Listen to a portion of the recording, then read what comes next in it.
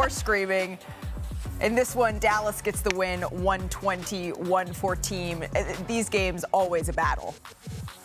Not everything's going to be perfect. I got to get it going at some point. But, you know, it's a back-to-back win. Obviously, we got Kai. We know what to expect from him every night.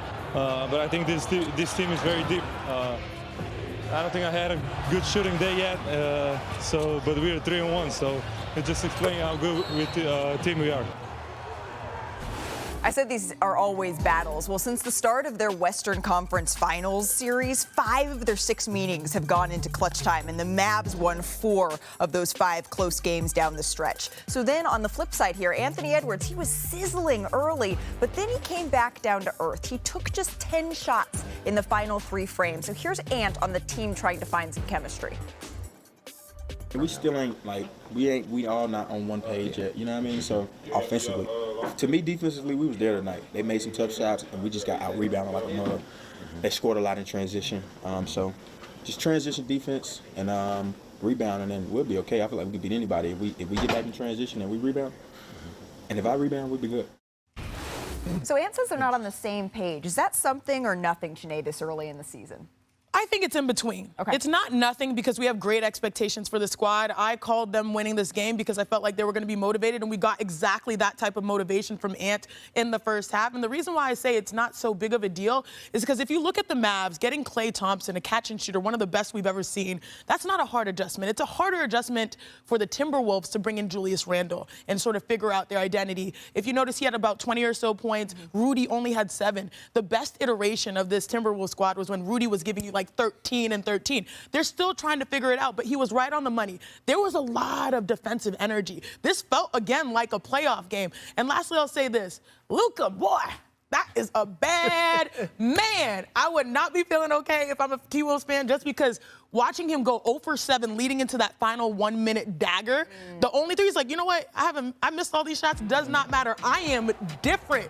That to me was a statement by Luka, but this was an opportunity by the T-Wolves. Nonetheless, it's early in the season, but it was a good measuring stick game. I think it's something just because this Minnesota offense is still a work in progress here. We see Edwards' 3-point attempts have increased. His playmaking has certainly decreased. His assists are down right now. And I think it's just kind of integrating Julius Randle and Dante DiVincenzo to this lineup here. This is a lot different than what we saw in the conference finals a year ago. You kind of said they should be wearing a name tag. Yeah, it's like the first day of school. Put a name tag on. Introduce yourself. Hi, my name is Julius, right? That's how Minnesota is right now. What was your biggest takeaway, Perk? Well, my biggest takeaway was, one, that I was right. I called this yesterday. That's your biggest takeaway? Is the that Dallas right? Mavericks was going to win that. I think Bobby I did too. Well. Me too. Okay, and then 2, we've been talking a lot about Luka, rightfully so. Is he going to win the MVP? Derek Lively, we know what he's doing for us. One of the rising young big mans, elite bigs in the game. The addition of Klay Thompson. But it is Halloween, right? Tomorrow. So, I mean, you know, people start preparing for that. And you know who was in his costume last night? Kyrie Irving, a magician. That's what we saw. Look, let me remind y'all, last year, Kyrie Irving, his numbers were identical to Anthony Edwards. That means he was playing at an all-NBA level. When we talk about one of the best, the most skilled backcourts ever is Kyrie and Luka. You have to have offensive firepower to beat this team. That's what I saw last night. Anthony Edwards dropped 37. It wasn't enough. Dallas still hung 120. That was my biggest takeaway was Kyrie Irving and what he's capable of doing for us going on those third quarter runs and closing out games. So for you, it was a little bit more about the Mavericks and what they can do and not necessarily about the first day of school introductions that Bobby is talking about. They have a little bit of time to figure that out. The Denver Nuggets come all the way back. Defense may have been optional, but they did get the win. Unforgiving, though, Nikola Jokic brought the lightning. Isn't that what he says to Brooklyn? His 7th career game of 25 points, 15 boards, 15 dimes. That's the 2nd most in NBA history. But Perk, you've said on this show, right, that he can't do it alone. No. And Jamal Murray is a big part of that. And while there was a little bit of a peculiar method of asking, take a listen to this enlightening interaction with Murray and a member of the media after last night's game. An anonymous starter said, "You're easy to guard now." After your performance tonight, what do you want to say to that anonymous NBA starter? They said I'm what? You're easy to guard now after the slow start. Who said that? an anonymous NBA starter. It's well, that's why they're anonymous. Simple as that. Interesting. So, Perk, what's your reaction to that back and forth? Well, look, let me say this. One, I don't like anonymous sources, right? If you go say something, put your name behind it, like I'm about to do right now, okay? Let's keep it real.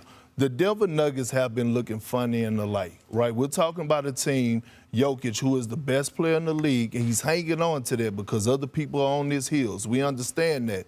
He needs help. When you're the best player in the league, your team goals is always to go out and try to complete the mission of winning the championship. Does this Denver Nuggets team look like a championship contender? Hell no, right? When is Jamal Murray, Michael Porter Jr. going to take that leap to helping Jokic throughout this 82-game season? Again, we talked about this plenty of times on this show about how hard it's going to be to win regular season games. Jamal Murray hasn't done anything since the NBA Finals. And when I say anything, I'm talking about, like, I don't care about, like, the 20 points a night. Because he did have a career year last year. And what? How much? I mean, he was balling last year. But I guess the point you're making is, like, even at the Olympics during the offseason, there have been question marks about will he be consistent. Malika, think about this, Bobby, Chiney. 30 points is the new norm in today's game. Mm-hmm. So you going out and averaging 20, 22 points, that's really not moving. And when it matters, I think that's part of it, too. I think for me is when we look at the standings, it's not going to say that they beat Brooklyn and Chicago in overtime. It's going to say they have 2 wins here. And I want to see where they are at 20 games. I think for every team, it's the 20-game barometer. And does Nikola Jokic have to be Superman every year? Because have the goalposts changed for this team, right? Has the goalposts changed where we're not talking about them in light of Boston anymore? Now it's just being a top 6 team in the Western Conference. That's a great point, Bobby, because a lot of times when you don't know what your team can give, you revert to what you know can get you a win or your best offense. And what we saw from Jokic was him on the post. Obviously, the double team didn't come. I don't know if they were worried too much defensively, the Nets, but I think he had 17 post-ups, generated 27 points off of those post-ups. He's usually the guy that's out there distributing, but when you don't know where that's going to go, you don't know what people are going to bring, you just get back to the paint and get back to the basics, and that's what we saw with Jokic. But I think you're right, Perk.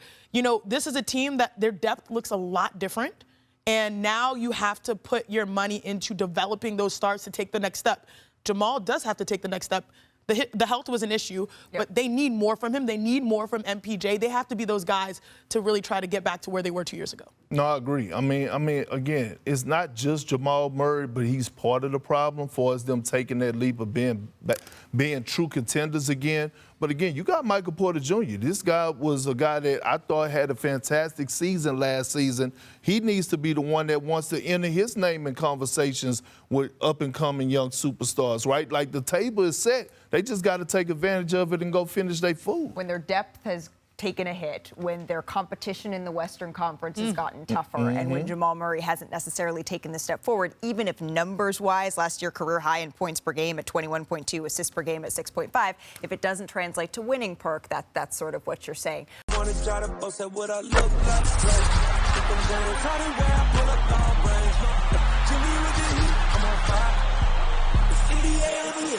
fire.